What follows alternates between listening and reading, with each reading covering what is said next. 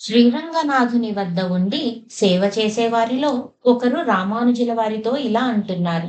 స్వామి రామానుజ, దేవరవారు శ్రీరంగనాథ స్వామిని మరొక్క మారు మంగళాశాసనం చేయండి అని.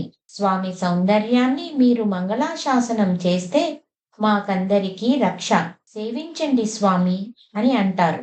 రామానుజుల వారు రంగనాథ స్వామికి నమస్కారం చేస్తూ స్వామి యొక్క సౌందర్యాన్ని సేవించుకుంటున్నారు. రంగనాథుని యొక్క సేవను చేసేవారు హారతి ఇస్తూ స్వామి యొక్క సౌందర్యాన్ని ఇలా వర్ణిస్తున్నారు.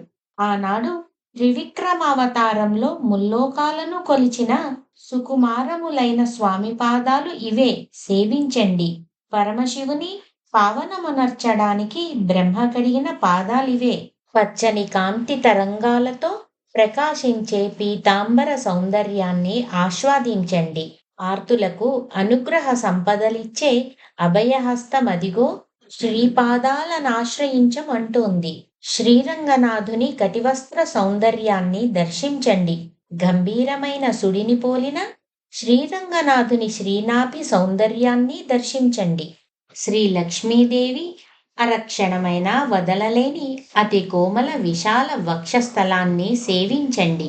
దాగి ఉన్న కృపను అపారంగా పొంగించే ప్రియభామినికి నెలవి స్థానము. అదిగో శ్రీరంగనాథుని వృషభమూపురాన్ని పోలిన భుజ సౌందర్యం.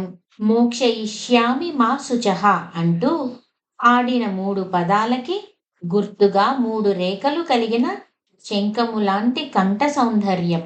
శ్రీరామానుజ తవాస్మి అంటూ ఆకట్టుకునే దొండపండు లాంటి అదరోష్టమును ఆస్వాదించండి.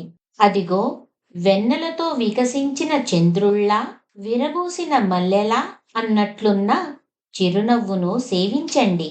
సంపెంగ పుష్పము లాంటి ఉన్నతమైన నాసికా సౌందర్యాన్ని సందర్శించండి. స్వామి రామానుజ ఆశ్రితుల పట్ల తన వాత్సల్యాన్ని కురిపించే విశాల కర్ణాంత విశ్రాంతములైన కనుదోయిని దర్శించండి. అర్ధచంద్రుని బోలిన లలాటములో వికసిల్లే కస్తూరి తిలకాన్ని కనులారా కాంచండి.